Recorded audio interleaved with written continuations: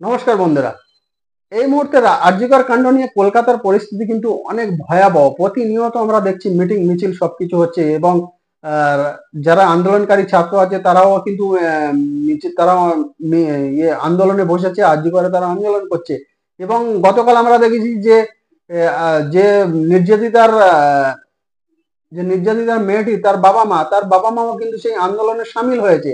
তো যার ফলে রাজ্য সরকারের ওপরে এবার একটা চাপ সৃষ্টি হচ্ছে, তৃণমূলের উপরে চাপ সৃষ্টি তো অবশ্যই হচ্ছে। এবার আমরা যদি দেখি এই এই আন্দোলনটা কেন কেন রাজনীতিকরণ কেন হচ্ছে না, যদি এটা আমরা দেখি, তো প্রথমে আমরা যদি দেখি যে বিজেপি একটা চেষ্টা করেছিল এই আন্দোলনটাকে হাইজ্যাক করার চেষ্টা, এবং তারা নবান্ন অভিযান করেছিল, তারা একটা ছাত্র সমাজ নামে একটা নাম দিয়েছিল, কিন্তু পেছন থেকে বিজেপি এবং আরএসএস ছিল, এটা সবাই জানে। তো তারা একটা চেষ্টা করেছিল এই আন্দোলনটাকে, তারা একটা হাইজ্যাক করার চেষ্টা করেছিল, কিন্তু সেটা কিন্তু সফল হয়নি। সফল না হওয়ার কারণ আছে যে তারা ভেবেছিল যে একটা আহ, হিংসাত্মক একটা আন্দোলন করবে এবং পুলিশ তাদের উপরে গুলি চালাক, যে গুলি চালিয়ে দু চারটে লাশ পড়ুক বা মৃত্যু ঘটুক, সেইটা নিয়ে কিন্তু তাদের সুবিধা হতো, বিজেপির সুবিধা হতো। কিন্তু পুলিশ সেই কাজটা কিন্তু করেনি। তো যার ফলে বিজেপি একটা প্ল্যান করেছিল যে এটাকে রাজনীতিকরণ বা হাইজ্যাক করার, সেটা কিন্তু হয় না, যে বিফলে চলে গেছে। তো তারপরে বিজেপি যখন এই ধরনের যখন আন্দোলন করছে, তখন সিপিএম কিন্তু তারাও কিন্তু পেছন থেকে একটা খেলা শুরু করে দিয়েছে। তারা কি করেছে, যে তারা সামনে থেকে আসছে না, তারা জানে যে তাদের পতাকা নিয়ে যদি এই আন্দোলনে নামেন, মানুষ হয়তো সাধারণ মানুষ নামবে না, তাদের হচ্ছে সমর্থন করবে না। তো যার ফলে তারা কি করেছে, যে তারা কিছু অভিনেত্রী, যদি আমরা দেখি যে আমরা তিলোত্তমা বলে একটা গ্রুপ তৈরি করা হয়েছে, সেই তারা কিন্তু এই রাস্তায় নেমে এখন বিশেষ করে তারা প্রতিবাদ করছে এবং প্রতিনিয়ত তারা মিটিং মিছিল করছে। আমরা তিলোত্তমা নাম দিয়েছে কিন্তু এই গ্রুপটা। তো এই গ্রুপে কারা কারা আছে যদি দেখি, আমরা স্বস্তিকা মুখার্জি আছে, সোহিনী সরকার আছে, সুদীপ্তা চক্রবর্তী আছে, বিদীপ্তা চক্রবর্তী আছে।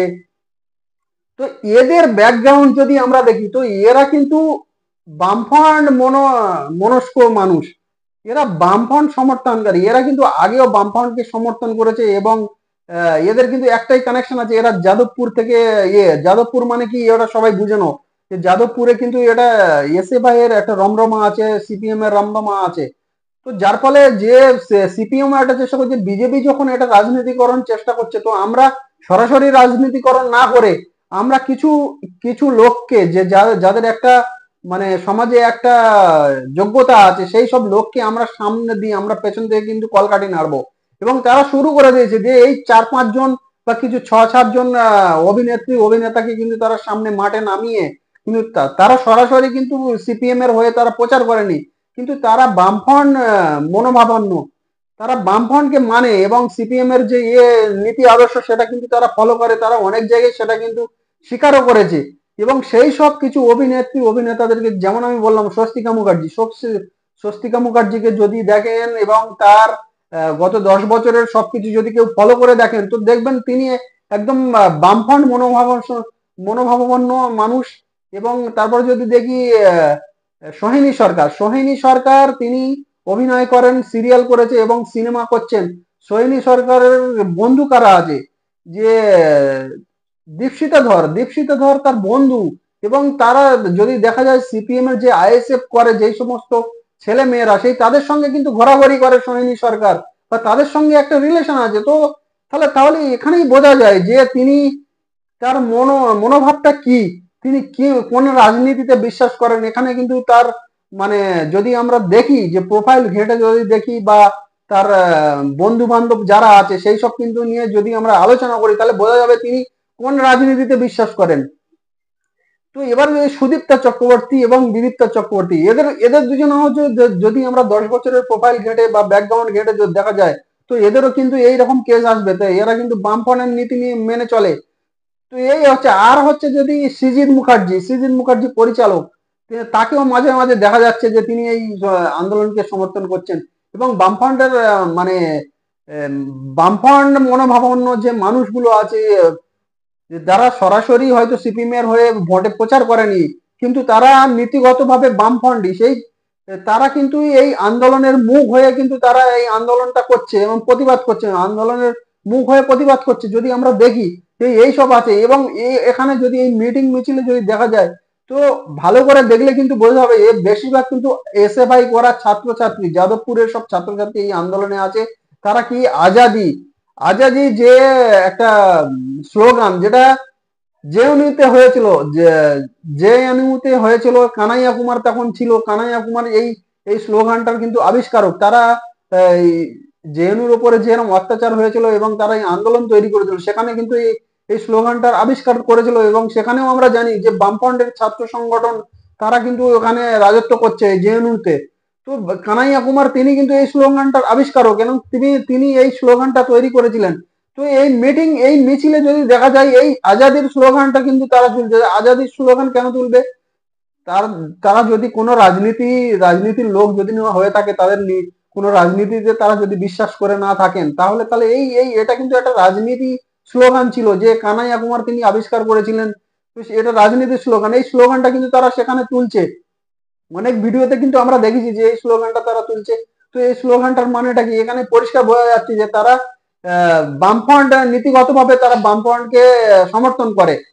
তো যার ফলে দেখা যাচ্ছে এখানে কিন্তু নাগরিক সমাজ, সাধারণ মানুষ কিন্তু এই আন্দোলনের মধ্যে আছে, অবশ্যই আছে, কিন্তু স্বতঃস্ফূর্ত ভাবে নেই, কোনো কিছুটা কম আছে।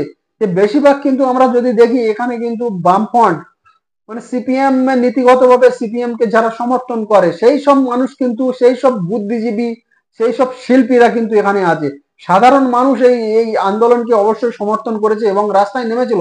সেটা 14ই আগস্ট, 14ই আগস্ট রাত্রিরে যে মেয়েদের রাত দখলের লড়াই ছিল, সেখানে কিন্তু সাধারণ মানুষ থেকে শুরু করে সমস্ত দলমত নির্বিশেষে সমস্ত মানুষ কিন্তু সেই সেই প্রতিবাদের মিছিলে রাত দখলের লড়াইয়ে কিন্তু ছিল। তারপরে সাধারণ মানুষ আস্তে আস্তে বুঝতে পারছে যে এই আন্দোলনের শেষ কোথায়, যে আমাদের দিন আনে দিন খাই, আমাদের প্রত্যেক দিন রাস্তায় নামতে গেলে আমাদের হবে না, আমাদের কাজে যেতে হবে। তো যারা যারা করছে এরা কিন্তু বিজেপি যে আন্দোলনটাকে হাইজ্যাক করার চেষ্টা করছিল, তার পাল্টা হিসেবে কিন্তু এরা সিপিএম কিন্তু বামফ্রন্ট একটা কিছু আম, অভিনেত্রীকে কিন্তু সামনে নিয়ে এসে তারা এই আন্দোলনটা কন্ট্রোল করার চেষ্টা করছে। তো আমরা দেখলে স্বস্তিকা থেকে শুরু করে, সোহিনী থেকে শুরু করে, সুদীপ্তা চক্রবর্তী, বিদীপ্তা চক্রবর্তী, ধরো সৃজিত মুখার্জি পরিচালক, তিনিও কিন্তু আছেন। তো যদি আমরা দেখি তো এরা কিন্তু নীতিগতভাবে বামফ্রন্টকে কিন্তু মানেন, বামফ্রন্টকে পছন্দ করেন। তো এরাই হচ্ছে কি এখন আসল হচ্ছে কি এই একটা নাগরিক সমাজ নামে, আমরা তিলোত্তমা নামে একটা নাম দিয়েছে, দিয়ে কিন্তু এরা আন্দোলন করছে। তো এটা এটা দেখতে গেলে কিন্তু এটা পেছন থেকে বামফ্রন্ট সিপিএম তারা কন্ট্রোল করছে। তো সাধারণ মানুষ স্বতঃস্ফূর্ত ছিল, সাধারণ মানুষের এই যে ঘটনাটা ঘটেছে তাতে প্রতিবাদ ছিল, তারা স্বতঃস্ফূর্ত ভাবে আন্দোলনও করেছিল। সেটা কিন্তু কয়েকদিনের জন্য, প্রতিনিয়ত নয়। তো এখন তারা এখন কিন্তু সাধারণ মানুষ কম আছে। এখন যদি আমরা দেখি এই বামফ্রন্ট সিপিএম মনস্ক যারা আছে, যারা সিপিএম কে নীতিগতভাবে মানে, তারাই কিন্তু এটা করছে। এবং ডাক্তার, জুনিয়র ডাক্তার যারা আছে, তাদের তো আন্দোলনটা একটা আলাদা, তাদের তাদের সেখানে কোনো রাজনীতির কোনো রং নেই, এটা কিন্তু পরিষ্কার বলা যায়। এবং এই নাগরিক নাগরিক সমাজ নামে যারা এই আন্দোলনটা করছে, এরা কিন্তু পেছন থেকে সিপিএম এটাকে কিন্তু কন্ট্রোল করছে।